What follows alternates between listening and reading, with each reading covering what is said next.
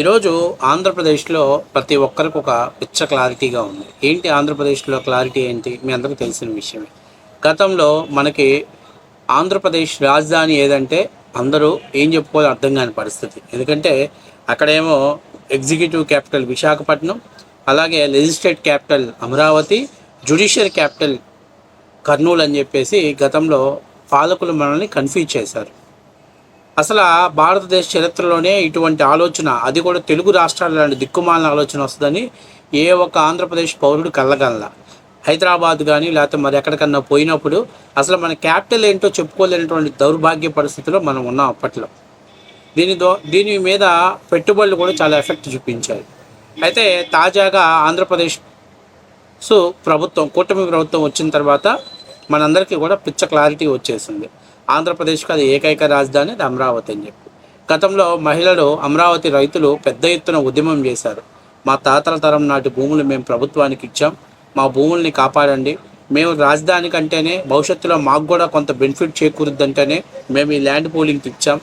Land ప్రభుత్వం దగ్గర నుంచి ఎటువంటి కాంపన్సేషన్ తీసుకోకుండా మా భూములు మీకు అప్పచెప్పాం, దయచేసి మాకు అన్యాయం చేయకండి.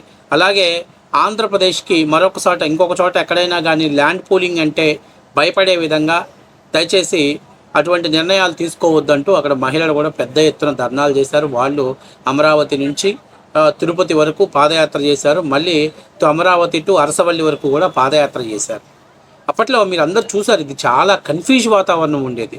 ఒకవైపున రాజధాని ఏంటో తెలియదు, రాజధాని ఎక్కడ పెడతారో తెలియదు, ఇటువంటి కన్ఫ్యూజ్ వాతావరణం ఉండేది. మరి భూములు తీసుకున్న రైతుల పరిస్థితి ఏంటో అర్థం కాదు, వాళ్ళకి ఎలా న్యాయం చేస్తారో అర్థం కాదు అనేటువంటి కన్ఫ్యూజన్ అయినటువంటి వాతావరణంలో గతంలో ఉన్నాం. కానీ ఈరోజు మన అందరికీ కూడా పిచ్చ క్లారిటీగా ఉంది. ఆంధ్రప్రదేశ్కు ఎక్కడైతే రైతులు భూములు ఇచ్చారో అక్కడే రాజధాని, అక్కడే రాజధాని నిర్మాణ పనులు శరవేగంగా జరుగుతున్నాయి.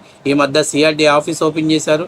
అట్లాగే కొన్ని భవనాలు కూడా ఫాస్ట్గా వర్క్ జరుగుతుంది. సరే, ఇంకా కొన్ని విధానమైన ఏంటంటే ఆంధ్రప్రదేశ్ను వెంటాడుతుంది ఏంటంటే ఫైనాన్షియల్స్గా కొంచెం ఇబ్బందికరమైన పరిస్థితుల్లో ఉన్నమాట వాస్తవ విషయమే. అది గత ప్రభుత్వాల తాలూకా పరిపాలన కావచ్చు, లేకపోతే మరేతర కారణాలు కావచ్చు, లేదా ప్రస్తుత ప్రభుత్వాలన్నీ కూడా ఖర్చు పెడుతున్న వెల్ఫేర్ కోసం పెడుతున్నటువంటి ఖర్చు కావచ్చు, దానివల్ల కొంత ఫైనాన్షియల్స్గా ఇబ్బంది పడుతున్నమాట వాస్తవ విషయమే. కానీ ఈరోజు ఎక్కడికి వెళ్ళినా మనం గర్వంగా చెప్పుకోగలుగుతాం, మీ ఆంధ్రప్రదేశ్ క్యాపిటల్ ఏంటయ్యా అంటే అమరావతి, మా రాజధాని అమరావతి అని చెప్పుకోగలుగుతాం. గతంలో గూగుల్లో కొట్టినా కూడా ఆంధ్రప్రదేశ్ రాజధాని అంటే అమరావతిని చూపిస్తుంది. కాబట్టి ఇటువంటి పరిస్థితుల్లో ఆంధ్రప్రదేశ్ ప్రజలకు ఒక క్లారిటీలో ఉన్నారు. ఇప్పుడు క్లారిటీ లేనటువంటి, కన్ఫ్యూజన్లో ఉన్నటువంటి కొంతమంది వెధవలు, మేము మేధావులు అని చెప్పుకుంటున్నటువంటి వెధవలు ఇప్పుడు వాళ్ళు వచ్చి బయటకు వచ్చి కొన్ని సొల్లు మాట్లాడుతున్నారు. ఒకసారి చూడండి, మీరు చూస్తే మీకు అర్థమైద్ది. ఇటువంటి పరిస్థితుల్లో ఆంధ్రప్రదేశ్ని నట్టేట ముంచుతున్నారు ఈ దొంగలు. వీళ్ళకి ఎందుకు క్లారిటీ లేదు, వీళ్ళు ఎందుకు అయోమయంలో ఉన్నారో నేను మీకు ఎక్స్ప్లెనేషన్ చేస్తాను. అయోమయం అంతర్ధానంగా పరిస్థితి ఉందండి. చంద్రబాబు నాయుడు గారు ఈ maybe trying is level best ఏది అమరావతిని ట్రాక్ లో తీసుకురావడానికి ప్రయత్నిస్తా ఉన్నారు. సెకండ్ థాట్ ఉందా మొత్తం. ఆ రోజు గౌరవనీయురాలు పురంధేశ్వరి గారు, సీఎం కాపైన సీఎం రమేష్ లాంటి వాళ్ళు 5-6 కుండల బద్దలు కొట్టి 15,000 కోట్ల రూపాయలు ఈ సంవత్సరం గ్రాంట్, అలాగే 4 సంవత్సరాలు ఇస్తున్నట్లు మాట్లాడారు. ఇవాళ బోర్డు 60-30 కోట్లు రావాలి, 1,300 కోట్లు వేరే స్కీమ్ ద్వారా తీసుకొచ్చి ఈ స్కీమ్ లో పెట్టి ఎంగిలి మెతుకులు ఇచ్చినట్టు మీరు సావని అన్నారు. నేను అడుగుతుంది ఏంటి, అయోమయం అంతర్ధాన పరిస్థితి ఎవరికి ఉంది? మీకుంది.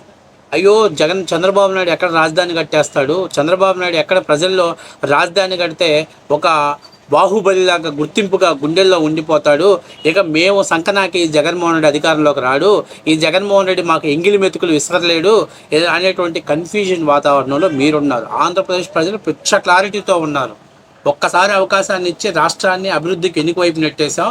ఇక జన్మలో జగన్మోహన్ రెడ్డికి అధికారం ఇవ్వకూడదు, ఇస్తే ఈ రాష్ట్ర భవిష్యత్తు నాశనం అయిపోయిందని ఆంధ్రప్రదేశ్ ప్రజలు పిచ్చ క్లారిటీతో ఉన్నారు. క్లారిటీ లేనిది మీరు, కన్ఫ్యూజ్లో పడింది మీరు. ఎందుకో తెలుసా? జగన్మోహన్ రెడ్డి మళ్ళీ మనకు చిల్లర డబ్బులు ఇస్తాడో ఇవ్వడో, జగన్మోహన్ రెడ్డి ఎంగిలి మెతుకులు విసుత్తురో ఇసరడో, జగన్మోహన్ రెడ్డి పక్కా కమర్షియల్, మనల్ని వాడుకొని పేమెంట్ ఇస్తాడు, ఇక మనం పనికిరామని తెలిస్తే ఇక మనకు పేమెంట్ ఇవ్వడానికి భయంలో బతుకుతుంది మీరు, మేం కాదు. మాకు క్లారిటీగా ఉంది. ఆ రోజు ఆంధ్రప్రదేశ్ ప్రభుత్వం 15,000 కోట్ల రూపాయలు గ్రాంట్గా ఇస్తామని చెప్పింది. ప్రతి సంవత్సరం ఇస్తామని చెప్పలా. కేంద్ర ప్రభుత్వం అడ్డం ఉండి ఇస్తానని చెప్పింది. ఈ ఎన్ని అబద్ధపు మాటలు ఎవరిని మోసం చేయాలని, ఎవరిని మీరు కన్ఫ్యూజ్ చేయాలని, ఆంధ్రప్రదేశ్ ప్రజల మీద మీలాంటి వాళ్ళు మేధావులుగా, స్వయం ప్రకటిత మేధావులుగా మీడియా ముందుకు వచ్చి రాష్ట్రాన్ని నాశనం చేశారు. ఖచ్చితంగా చెప్తున్నా, ఆంధ్రప్రదేశ్ ప్రజల ఉసురు మీకు తగిలింది.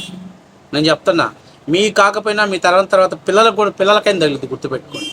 ఈరోజు గత 5 ఏళ్ళు రాజధాని లేనటువంటి రాష్ట్రం, పెట్టుబడులు లేనటువంటి రాష్ట్రం, పరిశ్రమలు లేనటువంటి రాష్ట్రం, రోడ్లు లేనటువంటి రాష్ట్రం, గంజాయికి కేర్ ఆఫ్ అడ్రస్ రాష్ట్రం, డ్రగ్స్కి కేర్ ఆఫ్ అడ్రస్ రాష్ట్రం ఈ ఆంధ్రప్రదేశ్గా మార్చాడు జగన్మోహన్ రెడ్డి.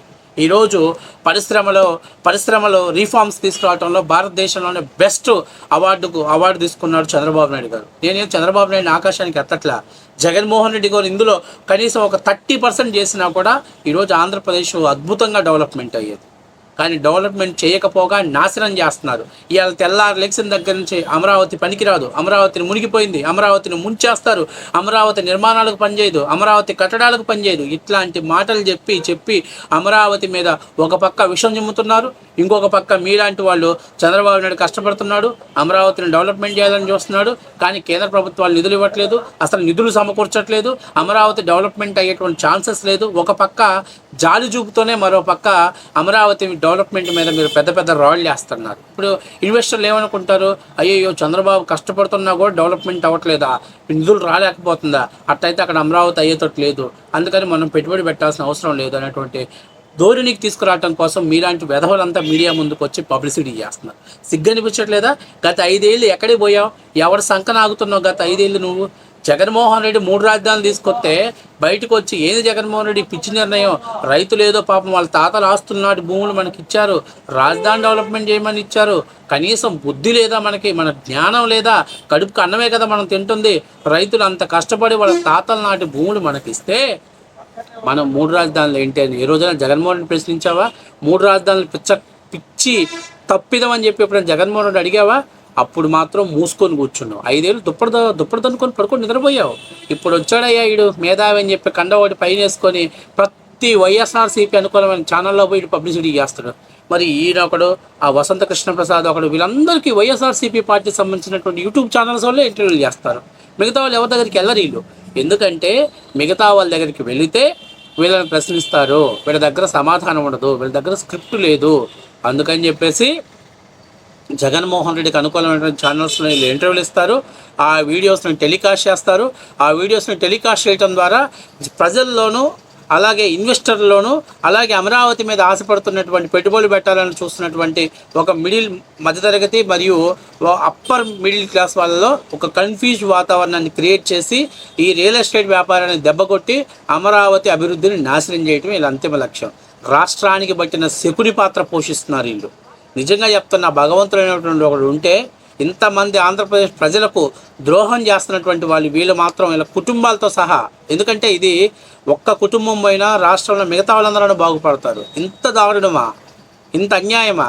అరే మీరు కేంద్ర ప్రభుత్వం నిధులు ఇవ్వకపోతే మీరు కేంద్ర ప్రభుత్వం మీద ఘేరావు చేయండి, కేంద్ర ప్రభుత్వం మీద ఫైట్ చేయండి, అంతేగాని చంద్రబాబు నాయుడు మీదనో అమరావతి మీద పడి ఏడిచేస్తారేంటారు చేతగాని కుండాకోరి వెదవల్లారా. అసలు నిన్ను ఎవడరా మేధావి అని చెప్పింది? నీకు ఏ యాంగిల్లో నువ్వు మేధావి? ఏమి చదివి నెత్తి మీద బొచ్చు నరిస్తే మేధావి అవుతావా? ఇప్పటికీ ఆ వసంత కృష్ణప్రసాద్ గారు అక్కడ రోడ్డు వేస్తున్నారు ఎందుకు, ఇక్కడ హైవే వేస్తున్నారు ఎందుకు? ఈడెప్పుడో ముసలి కాలం నాటి జుబ్బాలు వేసుకున్న నాటి కాలం నాటి తెలివితేటలు వేసుకొచ్చి ఇక్కడ ఆంధ్రప్రదేశ్ ప్రజల మీద రుద్దాలని చూస్తారు. కనీసం సిగ్గు అనేది ఉండాలి. కనీసం ఈరోజు నందిగామ టు అమరావతికి నేషనల్ ఎక్స్ప్రెస్ హైవే మీద కృష్ణానది మీద 3 కిలోమీటర్ల బ్రిడ్జి వేస్తున్నారు. దీన్ని వేయడం ద్వారా హైదరాబాద్కి అమరావతి కనెక్టివిటీ చాలా ఫాస్ట్గా జరిగింది. ఫాస్ట్గా జరగడమే కాదు, ఒక టూరిజంగా కూడా డెవలప్మెంట్ అయింది. ఇవి వేయొద్దు, అయ్యొద్దు, అవి చేయొద్దు, ఈ చేయొద్దు, అసలు ఏం చేయొద్దు. వెల్ఫేర్స్ అంటూ బటన్లు నొక్కుదాం, ప్రజల మీద అధిక భారాలు మోపి మళ్ళీ పన్నుల రూపంలో వసూలు చేద్దాం. ఇదేగా జగన్మోహన్ రెడ్డి గత 5 ఏళ్ళు చేసింది, ఇదే చేద్దామంటారు. అసలు మిమ్మల్ని ఎవరురా మేధావులు అన్నది? మీకు ఎందుకురా పోయి కాళ్ళు ముసుగు దన్నుకొని పడుకొని నిద్రపోక తెల్లారు లెగిసిన దగ్గర నుంచి వైసీపీ పేటీఎం ఛానల్స్లో మీరు ప్రత్యక్షం అవ్వటం, ప్రజల్ని కన్ఫ్యూజ్ చేయటం, ప్రజలకు తప్పుడు సమాచారాన్ని చేరవేయటం, ప్రజల్లో ఒక కన్ఫ్యూజ్ వాతావరణం క్రియేట్ చేయటం. కానీ ఆంధ్రప్రదేశ్ ప్రజలు ప్రస్తుతం అయితే మాత్రం అటువంటి పరిస్థితులు లేరు. కన్ఫ్యూజ్ ఎవరన్నా అవుతున్నారంటే మీలాంటి పేటీఎం కుక్కలు. ఎందుకంటే జగన్మోహన్ రెడ్డి డబ్బులు ఇస్తాడో ఇవ్వడో, జగన్మోహన్ రెడ్డి ఎంగిలి మెతుకులు ఇస్తాడో ఇవ్వడో అని చెప్పేసేటువంటి భయంలో, కన్ఫ్యూజ్లో మీరు బతుకుతున్నారు. మేమైతే పిచ్చ క్లారిటీతో ఉన్నాం. ఆంధ్రప్రదేశ్కు రాజధాని అమరావతి. చంద్రబాబు నాయుడు గారు తరంలో దాదాపుగా 80% పూర్తి చేయగలిగే దమ్ము, కెపాసిటీ ఉంది. అంతేకాక నేను ఒక చిన్న విషయం చెబుతున్నాను ఏంటంటే, ఎంతసేపు మాట్లాడినా వాళ్ళు అంటారు 3 లక్షల మంది జనాభా, 3 లక్షల మంది జనాభా అంటారు. విజయవాడ జనాభా ఎంత? మరి గుంటూరు జనాభా ఎంత? మంగళగిరి ఎంత? సత్తెనపల్లి ఎంత? రేపు హైదరాబాదు లాగా డెవలప్మెంట్ అవ్వాలంటే ఇవన్నీ కూడా కలిసిపోతాయి కదా, దాంట్లో కలిసిపోతాయి కదా. పెదకూరుపాడు దాకా వరకు దాని విస్తరణ ఉంటుంది కదా. మరి ఇంత జనాభాని పెట్టుకొని కేవలం 29 గ్రామాలు ఎందుకు మీరు చేస్తున్నారు? 29 గ్రామాలు ఎందుకు లైన్లో తీసుకుంటున్నారు? ఎందుకంటే ప్రజల్ని కన్ఫ్యూజ్ చేయడం కోసం. ఇది వాస్తవ విషయం.